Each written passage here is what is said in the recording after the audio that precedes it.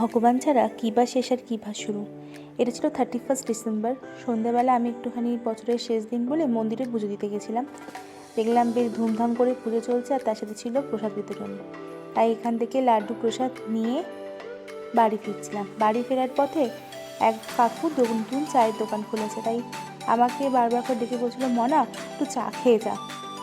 তো কাকু এতটাই জোর করছিল, তাই একটু বসে চা খেয়ে বাড়ি এলাম। এই কানেরটা আমি ট্রেন থেকে কিনেছি কালকে, তোমাদের সাথে একটু শেয়ার করে নিলাম। আর পরের দিন ছিল 1 জানুয়ারি, বছরের নতুন শুরু। তো এই দিনকে একটুখানি মাটন না হলে হয়, তাই সকাল সকাল করে চড়ে আমি চলে গেছিলাম মাটন কাটাতে। দেন এখান থেকে শশা কিনতে কি, ও মা শুনি শশা নাকি 100 টাকা কিলো, বলে কি?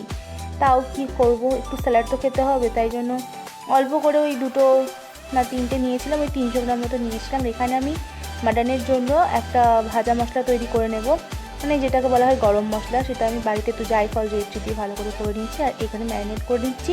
আজকের মতো টাটা, দেখা হচ্ছে পরের